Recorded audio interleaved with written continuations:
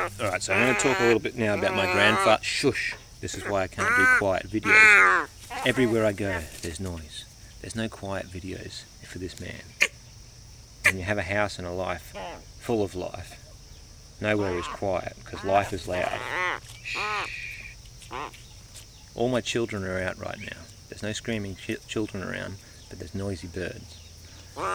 Anyway, so I can't really make the same kind of comparisons and show the synchronicities about my grandfather and my son, Odin the elder and younger respectively, for the sake of this story, because my son's too young to actually have repeated the same mistakes, if you will. And I'd like to think that I'm actively breaking this cycle and curse already. So something that's different for my son's experience, touch wood, if you're superstitious, is that all my children are going to survive until adulthood. It's not the end of the battle, it's not the end of the war. We're going to have other shit to deal with. So I can't be complacent about that. But so far, things are changing.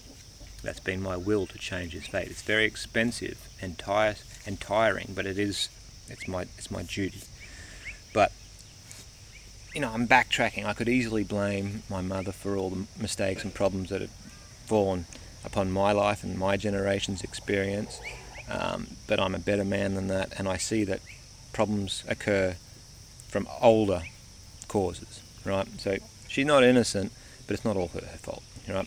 Part of the problem is the previous generations raising them, and even though I consider my grandparents good people, they're not perfect, and they have their shortcomings. And to say quickly and short and briefly, the failings of my grandfather was that he was a good man, he was wise, he was kind, he was hardworking and provided for his family, but in doing all that, he was absent and he didn't father hard enough.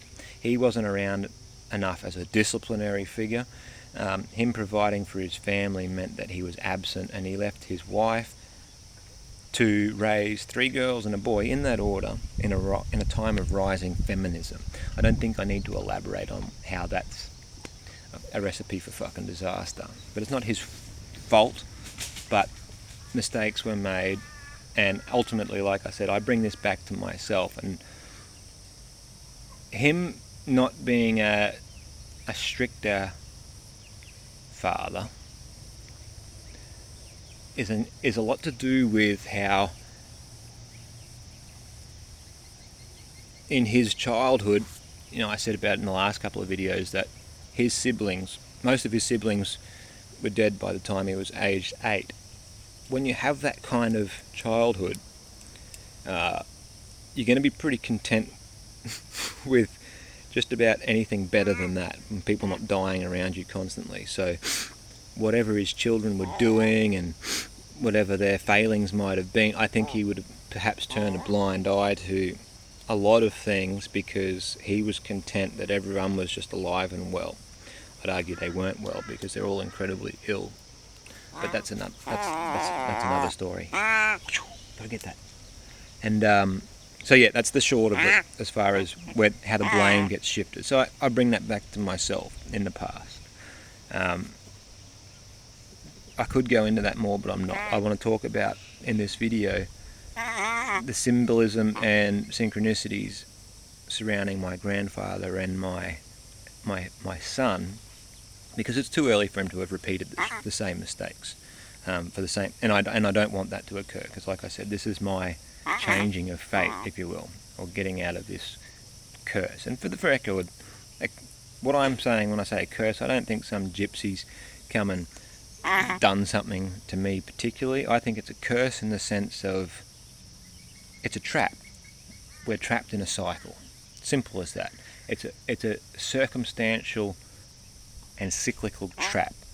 We could go into the bigger spiritual causes to that, and in short, I would blame Christianization for that.